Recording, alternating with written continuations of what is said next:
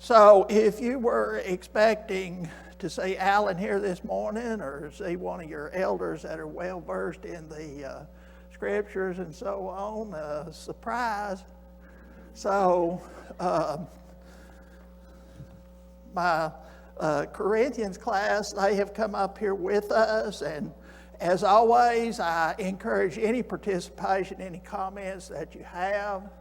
I don't know if you've ever been on a vacation with somebody else and they have this big itinerary of things we're going to do and things we're going to visit and so on. And, you say, I just wanted to eat fried clams. We didn't get to eat fried clams. And, but I want us to go on this journey together. I think that you'll enjoy the journey together if, you become part of it. So, I'm not a lecture type of teacher. I always encourage any comments and participation that you have, and I do appreciate the elders putting enough confidence in me to let me teach this class this morning. We're going to just start where my Corinthians class is. I'm not too good on the Old Testament anyway, so if you will, turn to 1 Corinthians, the 6th chapter. We have a few verses we're still going to look at the end of the 6th chapter here. The beginning of the chapter, he is talking about brother going to law against brother, and he I think that he concludes some of that, and he says, why don't you suffer yourself to be defrauded? Why don't you just take the wrong? And sometimes that's a good thing to do. Sometimes the best thing to do is take the loss. We tend to live in a country where, we always have to win. And particularly, I think in the last few years, is if you're on this side, you want to win. If you're on this side, you want to win. But that's not always the best thing for everybody. And so he concludes that part to say, why don't you suffer yourself to be defrauded? Now, I think toward the end of the chapter, he sort of shifts his thought to prepare them partly for what he's going to be talking about in the 7th chapter. But a couple of things he does say in verse, he talks about fornication. And he says that you need to flee fornication, not be involved in that. And, we need to, I never thought as a young person that fornication would be something that church members would have to deal with. But it seems like that is a scourge and a real thing that is not just affecting the world, but it's affecting the church today. That, and when we define fornication, it's all kinds of different perversions that are out there in the world. God said, for this reason, a man shall leave his father and mother and cleave unto his wife. And he said the marriage is undefiled, or said the bed is undefiled in marriage. So, that was the way God intended it. But leave it up to man to mess things up. And we have messed things up. But when we define fornication, it's all kinds of different perversions. It is those relationships outside the marriage, between married people and unmarried people. It's between people of the same sex. It is between, and as awful as it is to say, incest, between family members and so on. But it's all of those things. Yes, Clyde. 2 Timothy, the 3rd chapter, the beginning, it talks about the last days. I don't know where it's talking about the last days that we're going to come back. It mentions nearly everything that you was trying to cover. All kind of crazy stuff that people involved in, all sinful. Right. And Clyde, for those that were unable to hear, and I've tried to listen at this at home, sometimes you can't hear people in the audience there, but what he was saying is that, did you say 1 Timothy or 2 Timothy? 2 Timothy that it talks about some of the things that are going to happen in the last days. But to be truly honest with you, hadn't a lot of these things been around since even Sodom and Gomorrah? It's always been. And so, you know, for us to think it's not going to be something that's going to evolve or something we need to be involved in or concerned with, yes, it is. But we come down here to verse 15, and we look at this and we say, well, Paul's just sort of making a statement here.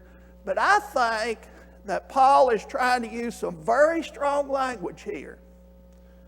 And I think he's trying to say this in as harsh a way as he can. And listen to what he says.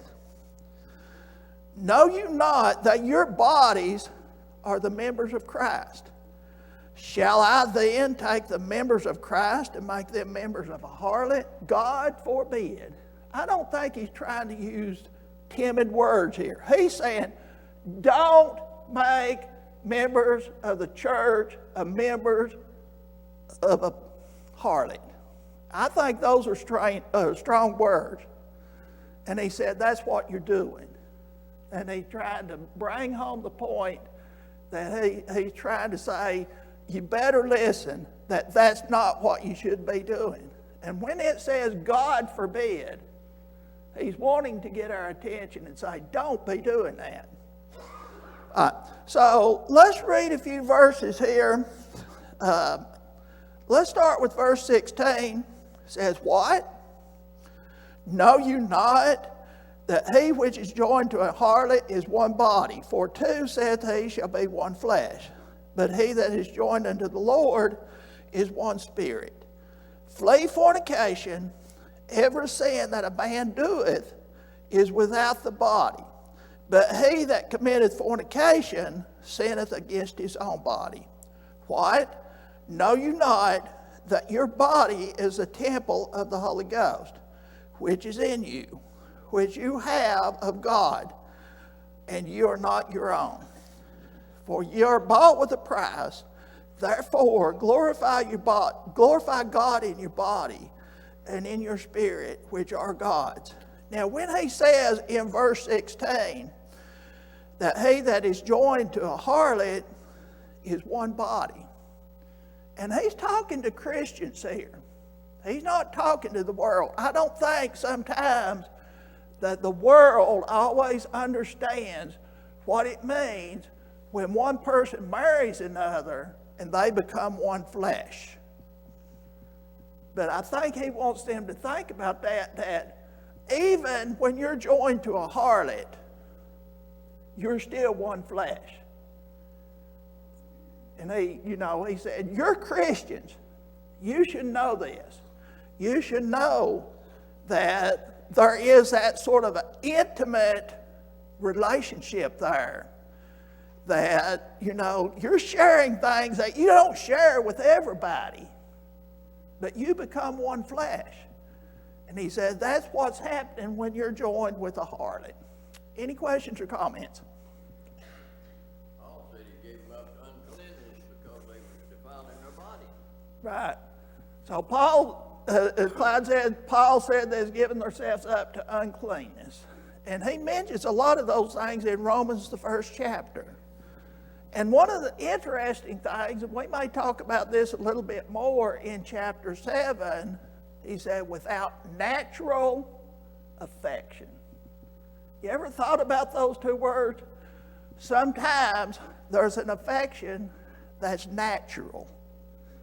And I heard it described this way one time. It's when we look at the world and we see these mamas that are putting their kids in a car and pushing them off into a lake. That's not natural. But I think that God has built something into us that it's natural. And then when we don't see the things that God meant for us to do, when we do some of those things, then that's not natural affection. But you're right, that he give them up to uncleanness. Brother Don? Yes. As he mentions the fact case of a prostitute, when one joins himself, he has become partaker of that evil. There was a prevalent idea at that time that a person could do things in the body that it did not affect them spiritually. Paul makes it very clear that you cannot join yourself to that which is evil and escape the contamination of that evil. So we as Christians have to be careful with what we join ourselves to or we participate in, lest we become partakers of that. And so I think that might be one of the things that he is warning against here. Yep. As Ken said that, and I'm going to paraphrase and sort of put it in the short terms, are that when a person joins themselves to a harlot, they become partakers of that. And it is true that how many people are guilty when you're partaker of fornication? Don't we have a tendency to say, well, that old man, he's, it's awful what he done. But isn't the woman involved? And when the woman says, we say, oh, that woman, then we use sort of some flowery words for that woman that does that. But isn't that man involved? It takes two to tango, don't it? Takes two to tango. But verse 17 says that he that is joined unto the Lord is one spirit. So he's saying in the same sense that said just like those that are joined to a harlot become one flesh, he says we as Christians, we should, I guess what I think about here is walking together. Let's look at Amos, the 3rd chapter, and verse 3, I believe it is. Is that the one I'm on? Amos 3:3. I thought I had it written down here somewhere, but let's see if that's what I'm looking for.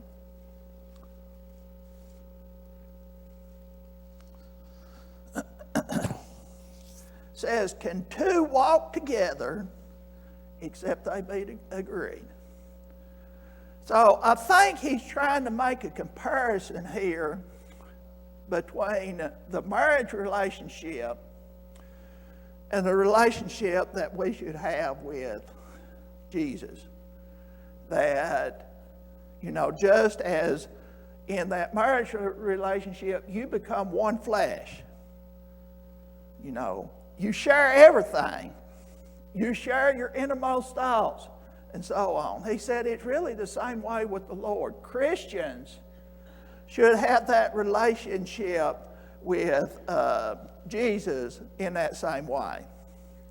And he even said there that, that as a man ought to be willing to give his life for his wife, that Jesus in the same way was willing to give his life for the church. So he uses that comparison a few different times here. All right. Any other questions or comments on that?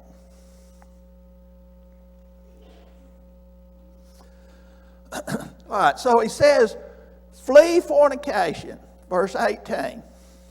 And again, those that just come in, we're in 1 Corinthians, the 6th chapter, and verse 18. Flee fornication. Every sin that a man doeth is without the body, but he that committeth fornication sinneth against his own body.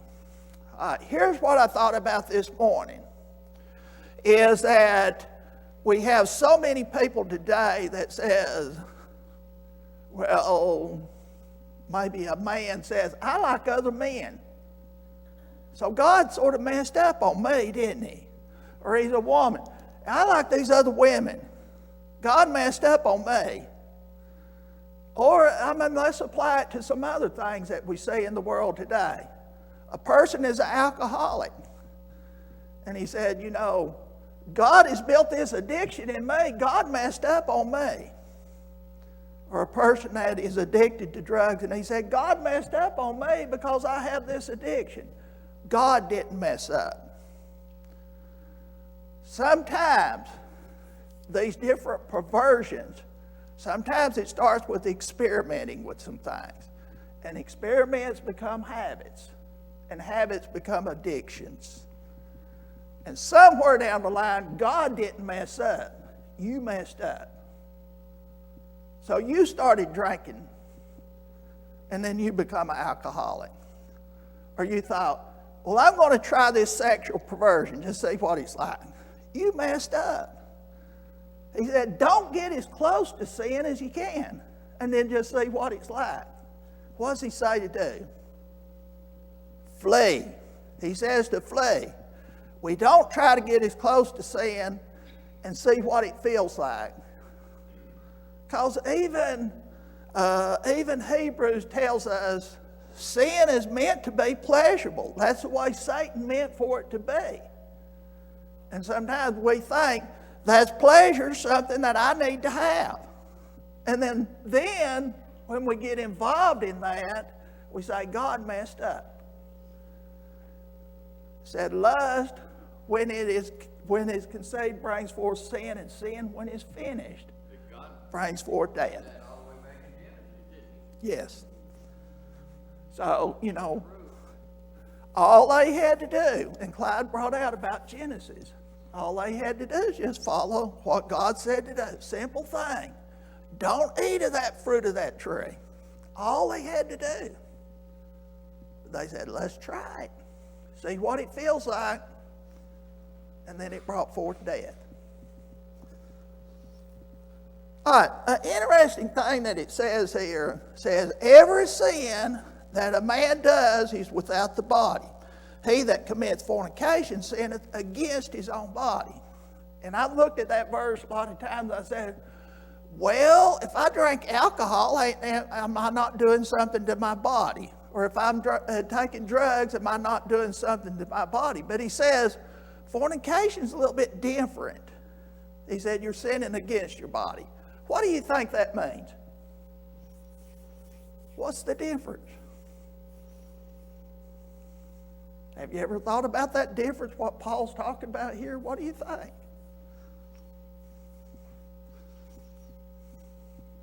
The only thing that comes to mind is, in this case, the person has yielded his body to someone else to be used, just like if they're using somebody else's body. And they have actually turned control of their body over to someone else. Right. All the other cases, we're in control of the body, just like the alcohol. I'm responsible for that. But they are participating in a matter in which their body has become, as it points out, one with another. That's the only thing that comes to mind. Okay, so Ken brought up that we are yielding our body as part of that sin. And I think that's a large extent what he's talking about here. On these other sins, like the alcohol, we're taking something outside of our body and we're putting it into our body.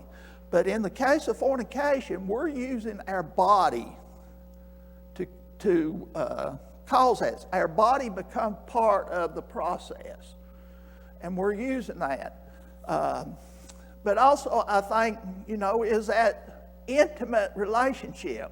We're putting our body in such an intimate relationship with somebody else that they may be good people, they may be evil. But in that sense, I guess they're causing us to sin and they're sinning. I don't think that's a good thing. But we're using our body and putting it in that situation. And we're saying, that's all right. All right. Did you have... God created man and woman to be for each other. And he's saying all of these things that you're mentioning dishonor the body. It's something unnatural in God's life and his rule, his law. It's an unnatural thing for me or you or anybody else to participate in those evil things that you're just reading there. Right. I mean, I don't know how to explain what it does to our body. number one, it disappoints God. And we violated him making man and woman in a pure state and has expected us to live our lives like that. And when we cross the line, well, we're outside of his love and character. Right. So Clyde brought out that God meant, sex was not meant to be a bad thing. God meant for it to be a natural thing, and then whenever we are involved in these things, we're doing something that is unnatural. But I like how that he said that we have violated our body. We have violated our body. And, when we think about Matthew chapter 19, and we talk about how that,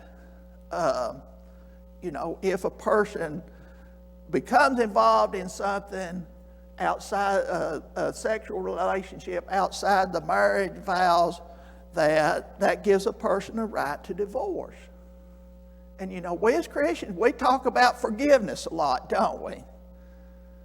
But, in this case, I think that this is one instance he says, yes, you probably can forgive, but he knows once you've done that in the marriage relationship, you have messed up somebody's trust in you.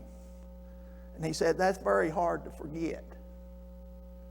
And he's saying, I understand that it's hard for you to forget. And he said, because of that, you can dissolve that marriage because that trust has been destroyed.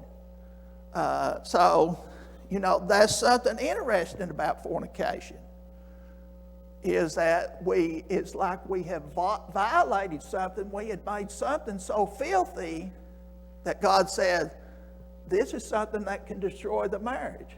You can forgive maybe, but it's very hard for that wife or that husband to forget. And because of that, that's done something to that marriage that you can't bring back. Any other questions or comments? You've been awful quiet. All right. Let's look at verse 19 and 20. It said, what? Know you not that your body is a temple of the Holy Ghost, which is in you, which you have of God? You're not your own. For ye are bought with a price. Therefore glorify God in your body and in your spirit, which are God's. Paul realized something about the Corinthians. The Corinthians, and I'm talking about the world outside, they sort of had this system of worship where they worshiped the god Aphrodite. And part of their worship of the god Aphrodite was to have these slave women that were their priestesses. They called them priestesses. We'd call them prostitutes. And they were really just prostitutes. And if you were involved in that type of worship, or you became involved with these prostitutes, then you were in a better relationship with Aphrodite. And he's saying, keeping that in mind, he said that your body is a temple of the Holy Ghost. Where is the church? Where is the Crossville Church of Christ on Monday morning? In our heart. Or, it may be down at Cookville with Clyde. It may be down at Jamestown at York Institute with me. Or it may be at the bank with somebody else. We tend to think, oh, I wouldn't say that. We say, I wouldn't say that inside the church building. We are messed up when we say that, because the church goes with us wherever we go. We don't use foul language when we go to, when we go to our work job on Monday, Tuesday, Wednesday, Thursday, and Friday. We don't say things that we would be ashamed to say among our brethren here in this building. This is just brick and mortar sheetrock, and those things. That is not the church. This building could burn down tomorrow, but our church wouldn't burn down. And you know, I know what people mean when they say it, and we tell the kids, I'm going to go to church. We're going to go to church this morning. No, we don't. You are the church. That verse you just read, he said the Spirit is of God. In the very simplest way I understand that, God owns us. Now, we don't obey him in many, many ways and many, many times, but he owns us. Right. He gave us the Spirit. Right. So Clyde said God owns us. And that was one of the questions I was just fixing to ask, is that, does this mean that we're sort of like slaves? And you know, maybe the analogy still plays here that a lot of those slave women, they made them to serve Aphrodite. They didn't really have no choice. And a lot of times as Christians, isn't some of that choice that we think that we have taken away from us? Shouldn't, you know, a lot of times is the church a democracy? No. Is it a socialist type government type thing? No. You know, I heard it said that God is a dictator. Whatever God says, that goes. But the difference between this dictator and maybe a dictator in the world, has he ever, and you can search all through the scriptures, has he ever told us to do something that's bad for us? Can you think of something? God has never told us to do something that is bad for us. But he only wants the best for us. Any questions or comments? Okay. So I don't think that a lot of times we think that much about what it means to be a servant.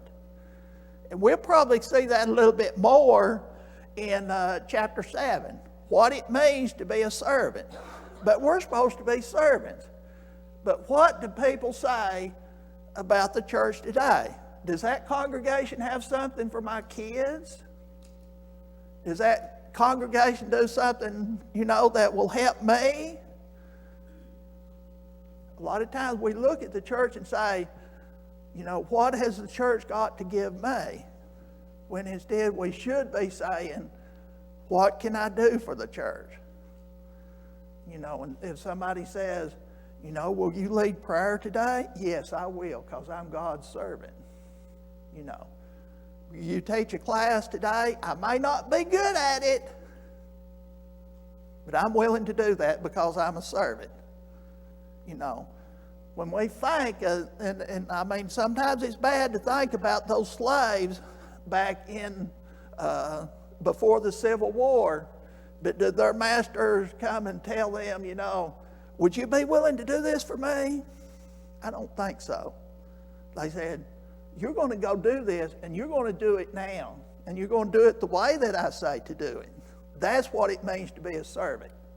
And I think we forget about that as Christians. We say, well, I'll see if I can work that in. We're not to work God into our schedule. So, any other questions or comments before we move into chapter 7?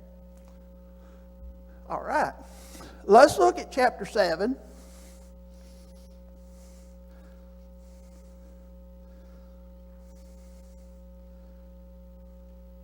I'm going to read a few verses. I'm not going to read the whole thing here.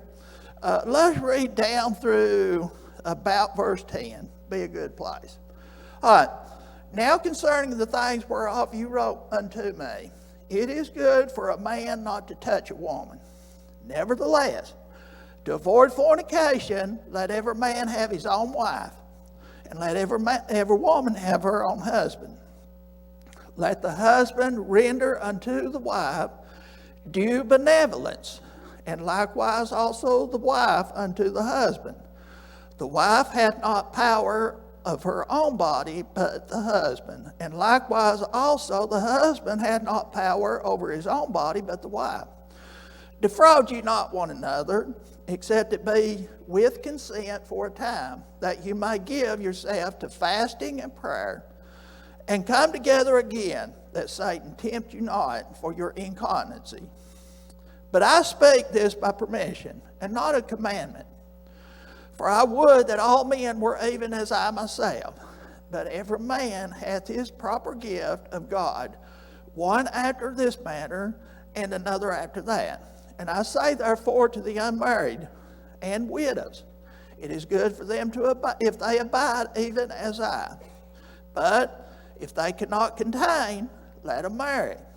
For it is better for them to marry than to burn. And unto the married I command, yet not I, but the Lord, let not the wife depart from her husband. So, sometimes, and, I didn't really pick this particular subject. This is just where we got to in 1 Corinthians, because there's some sensitive stuff here. And, I've had people come to me, I don't know why, but they're having a little bit of trouble with their marriage and stuff, and I say, I don't know if I'm the best person to give you advice on this. Says, I've just been married one time, and I just got really lucky. And I mean that. I got really lucky, and that it's hard for me to give advice. Maybe you ought to go see somebody that's been married 2 or 3 times. They have more experience than me. But I'm joking with them, of course. But this comes from probably, and I think Paul's being a little bit, this is sort of a nice chapter, I think. Because, a lot of these other chapters, Paul's been getting on to them for some of the problems that they have. But, a lot of these people are just becoming Christians, and it's sort of like you're at work and you got a new company coming in, they got all these new rules and everything, and they say, now, does anybody have any questions? And this chapter is more about that. Yeah, I have a question here. So this comes from a letter that was written to Paul that they had asked him some questions. We've become Christians. There's some things we don't really understand. And marriage is part of some of those things that maybe they didn't understand everything that they wanted to understand about what should be going on in the marriage relationship. Verse 1 says, now concerning the things whereof you wrote unto me, it is good for a man not to touch a woman. And somewhere I read that this is talking about some Old Testament reference that saying something about this means not to get married. I couldn't really find anything that used those words. Maybe somebody else could come up with some verse in the Old Testament. But this is what one commentary said, that this was saying that now concerning the things it is good for a man not to touch a woman, that this had something to do with about not getting married. Now, we have to understand there was some things going on in Corinth, or fixing to go on in Corinth, that is affecting some of the things that Paul's talking about here. But keep in mind here that Paul is an inspired man. So a lot of times when we have a young boy come up and preaching to us and he's telling us all about marriage and raising kids, what do we say? You've not been there. You've not done that. Paul, he was not a married man, but he was an inspired man. And, and I think that the things he is telling us here is not only good advice, but is inspired advice. But any questions or comments on verse 1 here about it is good for a man not to touch a woman? All right. So, he says, nevertheless, we were just talking about fornication. And this also includes those that are not married at all. That, a lot of these people today, they say, okay, let's live together for a while and let's see how it works out. That seems like something that was shameful 50 years ago, but now just about all of us, somebody in our family, we can see in that situation. And that's not right. And somehow we've tended to say, okay, that's a social norm, you know. And sometimes it seems like it's more of a social norm for people to live together for a little while than it is to get married. I don't know what the percentages is on that, but, you know, our society has changed. Yes, Clyde? Verse 2 is telling us why not to judge a woman. Because it's not in the marriage context. Right. That's all he's explaining it to us. The reason you don't judge a woman because it's going to be fornication. Right. So Clyde is saying that the reason that we don't touch a woman is because we're not allowed to. That it's not part of the marriage relationship. All right.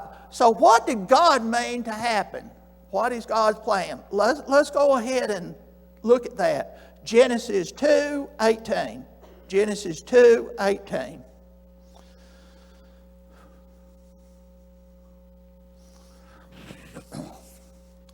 And the Lord said, and the Lord God said, it is not good that a man should be alone. I'll make him a helpmate for him.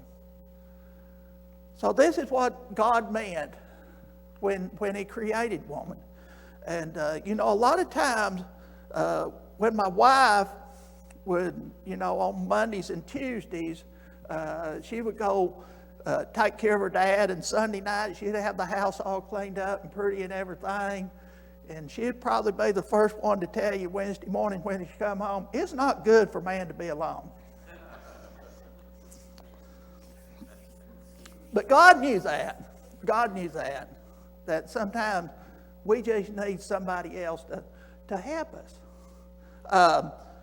Let's look at Proverbs, the 18th chapter and verse 22.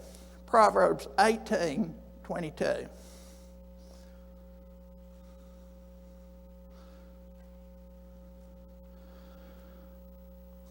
Says, whoso findeth a wife findeth a good thing, and obtaineth favor of the Lord.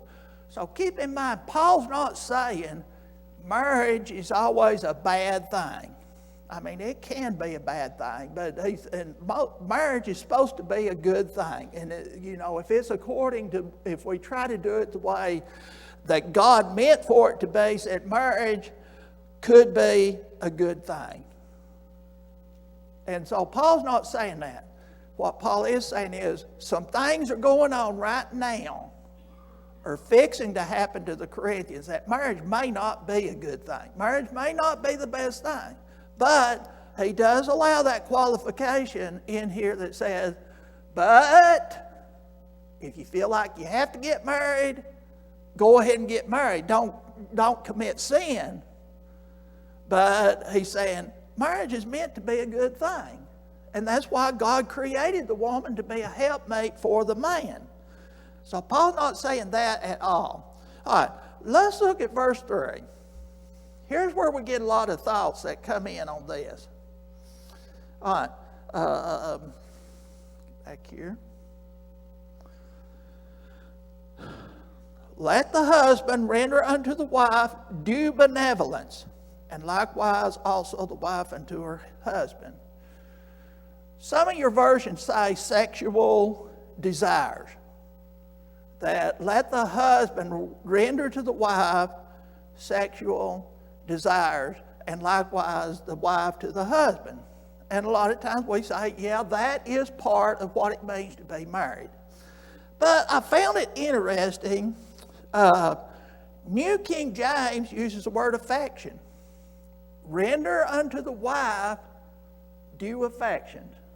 Now, I think we fall down on. Now, that I don't know if the original writers, if that's what they meant. I think probably not. But I think that that version, they make a pretty good point. When we agree to love and to cherish, hadn't we, don't we owe our wives affection? Don't we owe our husbands affection? And, we open the door for them when we start dating and stuff, and we do all these kind of nice things for them when we're dating. But then after 2 or 3 years, we say, oh, they can open the door themselves, But, don't we owe each other affection? Didn't we sort of sign up for that? And a lot of things in this life, and it's not just in the marriage relationship, a lot of things in this life, don't it seem like that we promise to do something, and then after a while we say, oh, it's all right, I can't fulfill that promise. Marriage is meant to be for life. So if you're not good at keeping your promises, you better not get married. Because that's what it's about, is we promise to love and to cherish. Hold on just a minute. So, I wish I'd have run across that verse many, many years ago, or I wouldn't have been as mean to Donna as I've been over the years. But we owe each other affection. All right, Clyde. 1 Peter, 3rd chapter and 7th verse is a good verse. There's a good commentary on that verse back there in 1 Corinthians. All right, let me get to there. 1 Peter what? 1 Peter, 3rd chapter and the 7th verse. 1 Peter 3 and verse 7. It says, likewise, ye husbands, dwell with them according to knowledge, giving honor. Ain't that one of our promises we make? To honor unto the wife, as unto a weaker vessel, and as being heirs together of the grace of life, that your prayers be not hindered. A lot of people say that weaker vessel means, oh, you poor pitiful thing. That's not what it means. What I've heard this described as is if we have this fine vase, and we put it up on the shelf, and we don't want nobody to knock it over and it get hurt, or, maybe we put it in a glass case where it doesn't get hurt or anything. So he's not saying the wife is the poor pitiful thing. He's saying we should put her up in a showcase so everybody can say, and you say, this is my little queen, this is my little princess. We should show honor. And that's what it, and I'm glad you brought up that verse, 1 Peter 3 and verse 7. Their prayers may not be heard, really what it implies. Right. And so Clyde is saying we should remember that if we want our prayers to be heard, and he talks about that later on in this chapter, that your prayers be not hindered. Any other questions or comments on that? Another reference, the Revised Standard says, render unto the wife her due. Her due. So, that's not just talking about affection. And whether the authors meant for it to say this or not, I don't know. But if you think about it now, when me and Donna were first married, I know a lot of people, he has his bank account, she has her bank account. And that's so foreign to me because, when we first got married, when we got a paycheck or something, we'd say, oh, let me fill that for a little while because here in a little bit, the electric company's going to get their part and the water company's going to get their part. And then every time that it seemed like you got ahead a little bit, the washing machine broke down. So we just wanted to fill of it a little while. But that was the only way we got by. So I can't understand the concept sometimes saying, this is my money, this is your money. But we render to each other their due. Their due. So they're due our affection. They're due our honor. And they're due all of these other things. And I think in the marriage relationship, maybe that's not what the writers meant, but I think that it could apply today. I do appreciate everybody's participation and your comments there. Maybe you'll have a real teacher here next week, but I appreciate your help.